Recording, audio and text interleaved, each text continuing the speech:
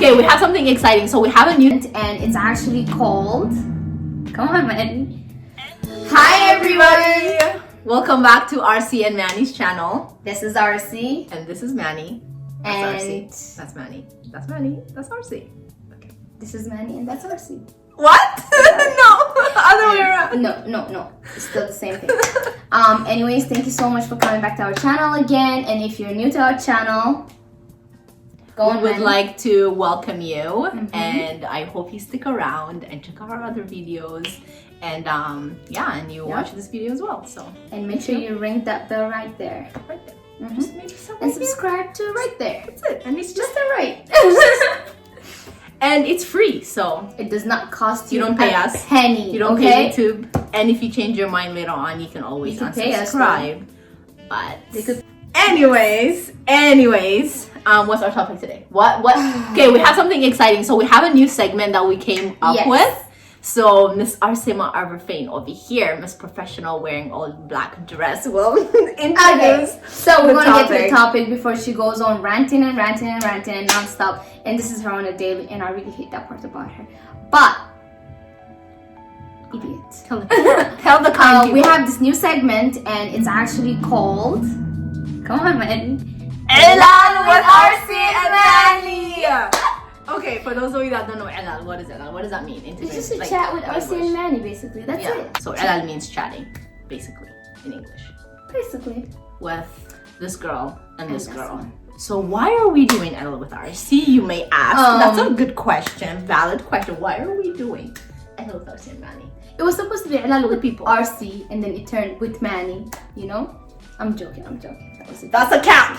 That's a cap. She don't know nothing about a cap, though. She ain't know nothing about a cap, and she's using the word cap. Okay. God. Okay. So basically, we came up with this new segment because we have been sitting down for the whole week or two right now. We just wanted to have a heart-to-heart conversations with you guys, and we also would like to have some new guests coming to our shows, and which we have some planned. Yeah, we have some planned. And it's basically as simple as heart-to-heart conversation. Yeah, so it's basically to just kind of it makes it easier for us to put it out there, and it's just gonna be like, okay, when you see Elal with Arsi&Manni, you know what you're getting, and we know what we're delivering, so it's organized that way. So it's basically gonna be heart-to-heart conversations, and some are gonna be our stories and our experiences, some are gonna be we're gonna bring in a guest, and it's gonna be topic focused. So hopefully stay tuned. Topic focused, because we struggle with that, but it's fine. It's fine. And today's conversation, hold up, today's Elal is. Come on, Manni. Today's Elal is going to be our first time coming to Canada. Yeah. Though a lot of you think we were born here, we were not born here. I'm pretty sure nobody thinks I was born here. There's no way I got an accent like that. Really? I get asked are you born here? I'm like, no. I mean, people still ask me, are you born here? And I'm just like, No. Yeah, so we are not born here. We came here when we were very young, and so we're just. How old were you when you came? I was 11, I think. 11. I came out 14. I celebrated my 12th birthday here because I came right in the winter. I think it's around November or something. I came in November too. Yeah? Wow, we're in November. Yeah, I actually came in November. Babies. I think so. But then again, I don't remember dates. Her memories are I don't remember dates very well. That's not even that. But anyway, so that's what we're gonna be talking about today. So basically, it's gonna be our experiences and what we found was hard. So Arsima, what was hard for you? I know Canadian law. Yes. The law was very hard for me. Integrating with the school and society in general. Yeah. Other than that, I was pretty okay. And then feeling lost, I would say. In what? I went through so many changes, so I had to face a new environment, new society, new expectations, new everything all over again. Yeah. But I did it up pretty. I think because you were a kid, you probably adapted very fast. Same thing for me. Because you were a kid, you probably adapted very fast, and you were you learned things quite fast than our parents did, probably. I mean, learning in what way? What are you referring to? School, the system. Well, actually, I don't even think she still has not learned the system very well. The hard for me. She's still hard-headed, and she's still. We're still teaching her that part. That's okay, but she'll learn.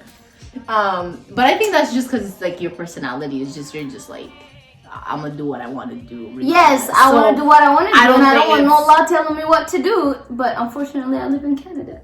You do. Fortunately, let me take that back. But yeah, I think for me it was like socially. I think that was hard. Socially was very hard. Like because like in Eritrea, when did you like realize though? as soon as I got here. Seriously? Yeah. Like because in Eritrea, it's like I just, you know what I mean? Like growing up there, like I already established friends. I already established like I was like my environment, everything. Like I grew up with it, so I was very settled. Like I had no reason to want to change that. And then boom, and then I came here. And you it's had to like restart. Yeah, I had to restart everything. Like all like social skills that I didn't even learn, which I think in a Habesha household they don't really teach you social skills. They just assume that you're gonna grow up to learn it anyways, No, man, right? they just drop you out there and they're like, "We know you got this. Just go out to the world." which is not fair, but like I feel like I struggled with that. I struggled with that a lot. You struggled, but I'm pretty sure it got you to be a better person growing up too. Yeah, it did. It did. Identifying your weaknesses and all, right? That's true. So, but I think, but it was really challenging because it's very stressful. Like in terms of, I didn't know where was like safe for me to go or where was good for me to go. I just was like going back and forth, in terms of building friendships and everything, and like even having that like one setting of like what is it called, environment where I was like, okay, that environment I can just go anytime and I'll be fine, I'll be happy, right? I felt like I was like just testing the waters for everything. Came here though, like for me, I did not have any Habesha friends, and I actually avoided Habeshas for like 2-3 years, I would say. I did not. I completely, and it was very annoying, to be honest with you, trying to learn the Canadian lifestyle and going to school, figuring out the system in schools. And I felt comfortable. Yeah. I think I was pretty happy with the schools because, I mean, come on. I was cussing out my teacher and I did not get in trouble except detention. So that was fun. You get what I'm saying. It was fun. Yeah, because like back home, you'd be holding bricks under the sun, As where in Canada, you just detention after school. Yep, that's hard. But I did enjoy having friends. And majority of my friends were like whites, Yeah. West Africans, I would say. Oh, really? Yeah, like all of them. I did not have a single Habesha person as a friend. And I enjoyed it. I really did. And I got introduced to the community, I think, in 2011 or 12. I didn't even know we had a community to begin with. Community in a sense, like my mom dragged me and took me to Kiranam Hera Church, saying that you need to have Habesha friends. Okay. And so that's how I met all of you guys. Okay. One person led to another person, and then I got involved. But in all honesty, I wish like the community was a lot more stronger, and united, I would say, so that like when you're new to Canada and you just basically land here, you know where to go to feel related, to feel like a little bit of a home within Canada. Yeah, I definitely feel that. Like I think I felt that. I swear I think I felt that like around junior high times because I came here elementary technically. But like I was just like, I wish there was some form of Eritrean community where I can just go to, and there's programs, there are organized programs where it's like either it's integration to Canada or how to socially adapt to the Canadian society. Like these are such like very important lessons that I feel like I should have had, and I would have benefited so much had I had that.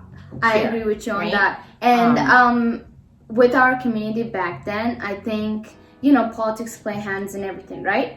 So for me personally, I got scared of, I didn't know which community was safe. Oh, okay. You get it? Yeah. I didn't know that there was that division within the people. So when I got here, like I would be hanging out with somebody, and then somebody else would come and say, "Oh, are you part of this? Oh, are you part of that?" So they start to associate me with things that I had no idea about. Yeah. So I said no, like I'm just gonna avoid that. So they kind of took that innocence away in terms of like, oh, I'm just hanging out because I see another Habesha kid. Yeah. I'm just hanging out. Like I didn't even bother to check like which group they're from. To me, they're Habesha. Like they spoke the same language. All I knew was you were Habesha. Now I'm put into a question of like, who am I hanging out with? Yeah. I think that's need to be that careful? I think that's like that was another damage too, which was really bad. I personally did not go through that. One thing you would change back then, like what is the one thing that you're like, man, why did I even do that? Like I should not have done that. Ooh. She really came through with the question. Like what are those, like what? This is like, so bad. I don't even know if I want to mention it, but skipping school. But I think skipping class. No, not the way I did. Yeah, I regret actually skipping class and basically just going and doing things that didn't make sense at the time. So wasting your time. I've pretty much wasted. Grade 10 was one of the most no times. Yeah. What was yours? I think mine was not. Okay, I love sports. Okay, that would be my one thing, is like not being brave enough, and like even just having someone say, hey, like you're really interested in just like, and like this is some of the sport programs that you can join. Well, which one did you because want, I joined, like I wanted to excel so much in volleyball, because that's actually something that I really loved, and like I enjoyed every bit of it. And I did join in high school, in junior high, I think, and then but like I didn't. So you wish that you. I wish that I took the time. Yeah. You know, I do agree with you on that one, because I truly do wish that I actually did get involved with the school a lot more as well. Like not just in terms of like joining for an what do you call it, a sports activity or anything like that. No, but in general, because there was so many drama classes that happened. There were so many school trips that were happening. Yeah. But because of the lack of knowledge, I didn't participate in them, and my parents didn't push for me to participate in them. Yeah. You know, and I'm not blaming here. Like it's just a lack of knowledge for everyone. Yeah. Because had they known that that was important, I think that they would have been enrolled. I think sports is like, it's something that I really value, and it's like I'm a very active person, so for me it's like I should have invested that part of my life, or that part of my hobbies and my joy into it, like at a young age, because I think I would have been somewhere different than what I am right now had I like actually put the effort and knew that's what I wanted to do. I did join basketball once. Oh, I hated basketball. I love basketball, but I don't know nothing about basketball. Bro, I did not enjoy basketball because I was a bench warmer. Like, okay, first of all, I would be in the game. You would be lost, wouldn't you? You know what was the worst thing? When they when they switch the yeah, I know what you're talking about. I would I would forget that we switched. I would go to to our side and I would shoot there. And for me, it was like the practice. The woman, like the coach at the time, she was just like, so everybody that signed up, thank you for joining the team, blah, blah, blah, blah. And it's just like, so I need all of you here at 7 a.m. tomorrow morning to start practice. And if you're late, penalty is push-ups. I said, where? Who's going to do push-ups? Me? No. I said, see you next time, girl. We don't do that. I just wish like I invested that. That would be my only regret. But what is one thing you wish you had? I wish I had community. Community? Because I see the value in that when there's newcomers now from different parts of the world. I can see the value in it. Do you know what I mean? And like even working as a social worker and having to connect people from different backgrounds to their community so they can get the support they need, you can see that like, oh yeah, like they can find my people. Like there's something with it that really like gives you hope. Okay. Right? So I wish that we had that. And I don't know, maybe we can have it in the future for the new. We do have it. We just need them to be a bit united, I would say. With the newcomers, like a strong one. We're organized. Very strong, like where you come here and you know where you need to go to get what you need. And that's Does something. That make sense? But that's a little bit of our experience. What is the one thing you wish you had? A good mentor. Like big brother, big sister type of thing. Yeah, a mentor. I mean, I did have a few, but I don't know. I just wish like a very strong, good mentor is one thing that I wish I had. So, okay. There you go. I think that's important. But so there you go. But, sorry, before we close this, I want you guys to pay attention to the description of the video, because then we're going to be attaching few communities that we have reached out to and asked if it's okay for us to have their information out. So we have 4 of them for school tutorials, for centers of multicultural is one of them. Multicultural, yes, is one of them. And the other 2 I cannot remember on top of my head, but yes, we're going to be attaching them to the descriptions below, and it's going to be pinned to the top. So keep a good eye on that and let everybody know. Basically. Yeah, so if you guys do need the resources of some of the stuff that we lacked, that we said some of the things that we didn't have back then, some of the resources we didn't, like maybe like you guys have it now. It's a lot more, like, I guess there's a bit more programs out there now than the time we were here. We arrived. So yeah, take a look at it. Comment below and see whatever works for you, and then pick one and then see what resources they have. But yeah, on that note, on that note, thank you for watching today. Yes, and we will come back again next time. And this is Elal with Arsi and Manni, and we'll see you guys next time. Stay resilient and empowered. We love you.